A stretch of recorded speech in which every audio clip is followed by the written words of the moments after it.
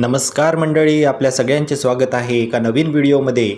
आजच्या नव्या व्हिडिओमध्ये आपण बघणार आहोत की नवीन शैक्षणिक सत्राच्या सुरुवातीला विद्यार्थ्यांचे प्रमोशन म्हणजेच प्रोग्रेशन कसे करावे UDAS पोर्टलवर, तेही मोबाईलवरून.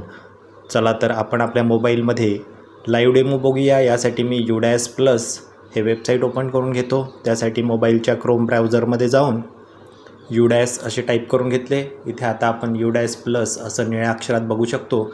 हे आपण प्रेस करून घेणार आहोत. अशा रीतीने आपण UDAS प्लसच्या इंटरफेसवर आलेलो आहोत. यामध्ये आपल्याला ऑरेंज कलरमध्ये log in for all module इथे क्लिक करून घ्यायचे आहे.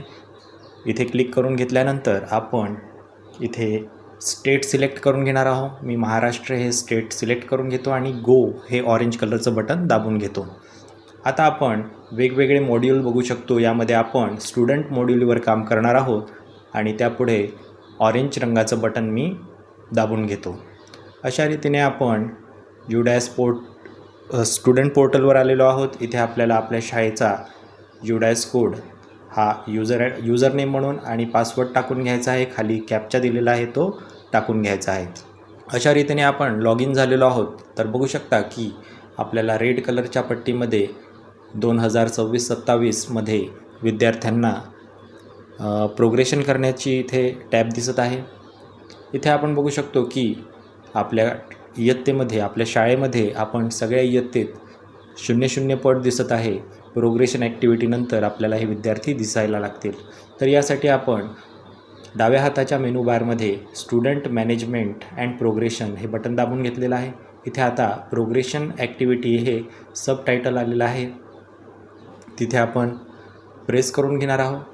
इथे प्रेस केल्यानंतर आपल्या पुढे 5 मेनू येणार आहेत. ते आपण बघू शकता. यातल्या प्रोग्रेशन ॲक्टिव्हिटीमध्ये आपल्याला काम करायचं आहे. आपल्या प्रत्येक इयत्तेमध्ये असलेल्या विद्यार्थ्यांचं आपण प्रोग्रेशन करून घेणार आहोत. म्हणजेच काय, तर त्यांना आपण पुढील इयत्तेमध्ये पाठवणार आहोत. त्यासाठी इथे बाजूला खूप सारी माहिती दिलेली आहे. प्रोग्रेशनचा अर्थ काय हे माहितीच करून तुम्ही इथून वाचून घेऊ शकता. तर प्रोग्रेशन ॲक्टिव्हिटी हे पहिलं टॅब मी दाबून घेतलेलं आहे. तर आता इथे आपल्याला क्लास आणि सेक्शन सिलेक्ट करून घ्यायचं आहे. बघा, मी इयत्ता पहिली आणि सेक्शन A असं टाईप करून घेतलं आहे आणि गो या बटनावर क्लिक करून घेतो. आता मला इथे इयत्ता पहिलीतील विद्यार्थ्यांची यादी दिसत आहे.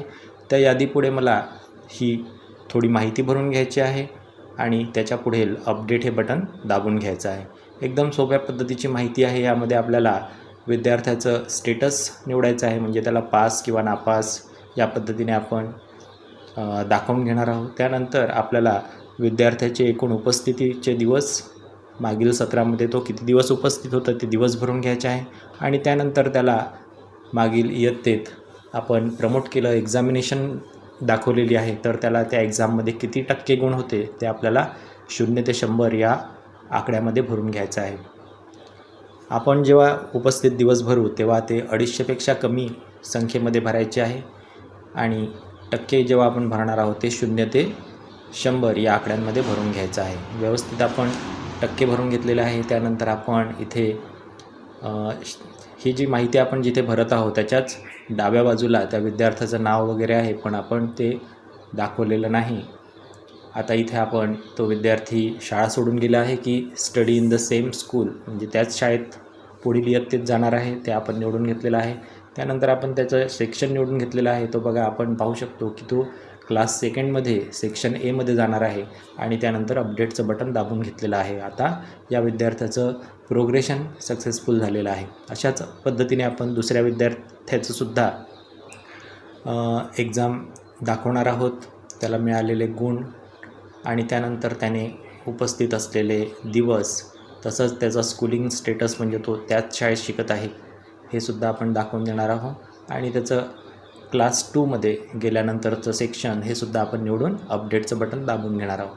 तर अशा पद्धतीने माझ्या पहिल्या इयत्तेमध्ये 2 विद्यार्थी होते, त्यांचे मी प्रोग्रेशन केलेले आहे. हे विद्यार्थी आता क्लास 2 मध्ये म्हणजेच सेकंड क्लासमध्ये प्रमोट झालेले आहे. त्यानंतर मी फायनलाईजचं बटन दाबून घेतो. इथे मला जी माहिती दिसत आहे ती व्यवस्थित वाचून घ्यायची आहे. तर इथे बघू शकता की प्रमोट केलेले विद्यार्थी बाय एक्झामिनेशन 2 दिसत आहे. त्यानंतर studying in the same school हे विद्यार्थी माझ्याच शाळेमध्ये दिसणार आहेत. आता मी हे कन्फर्मचं बटन दाबून घेतो आणि अशाच पद्धतीने इयत्ता 2री, 3री, 4थी आणि 5वी पाचही इयत्तांचं मी अशाच पद्धतीने प्रोग्रेशन कंप्लीट करून घेणार आहे. त्यानंतरसुद्धा आपल्याला आपल्या शाळेचं फायनल प्रोग्रेशन करायचं असते, ते सुद्धा आपण या व्हिडिओमध्ये शेवटी बघणार आहोत. आता माझ्याकडे इयत्ता 5वीची मी इथे दाखवत आहोत. एकही विद्यार्थी माझ्या शाळेमध्ये इयत्ता 5वीत नव्हता, त्यामुळे मी इथे आहे त्या पद्धतीने 0-0 हा आकडा दाखवून प्रोग्रेशन कंप्लीट केलेलं आहे, फायनलाईज केलेलं आहे. आता मी या 5पैकी 2 नंबरच्या टॅबमध्ये जाऊन बघणार आहे की माझे इयत्ता 1 ते 5 सगळ्या वर्गातील सगळ्या इयत्ता फायनलाईज झालेल्या आहे का. तर इथे आपण बघू शकतो हिरव्या रंगाच्या फॉन्टमध्ये इथे फायनलाईज हे दिसत आहे. आता आपण आपली शाळा फायनलाईज करण्यासाठी सज्ज आहोत. तर पुन्हा एकदा आपण स्टुडंट मॉड्यूलमध्ये जाऊन स्टुडंट मुवमेंट अँड प्रोग्रेशनमध्ये प्रोग्रेशन ॲक्टिव्हिटी टॅब ओपन करून घेणार आहोत आणि इथे फायनलाईज प्रोग्रेशन हे आपण करून घेणार आहोत. पण त्याआधी आपण सगळ्या विद्यार्थ्यांची माहिती बघू शकतो.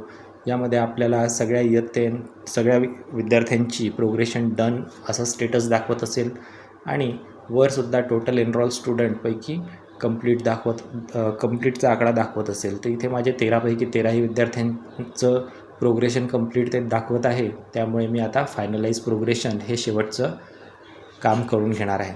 तर मी या टॅबवर आता क्लिक करून घेतो. क्लिक केल्यानंतर अशा पद्धतीने आपल्याला finalise progression for academic year 2025-26 आणि काही महत्त्वाची माहिती दिलेली आहे ती मी वाचून घेतो. त्यानंतर चेकबॉक्समध्ये क्लिक करतो आणि सबमिट हे बटन दाबून घेतो. अशा पद्धतीने मी माझ्या शाळेचं 2025-26 या सत्रातील प्रोग्रेशन कंप्लीट केलेलं आहे. हा व्हिडिओ शेवटपर्यंत पाहिल्याबद्दल सर्वांचं धन्यवाद.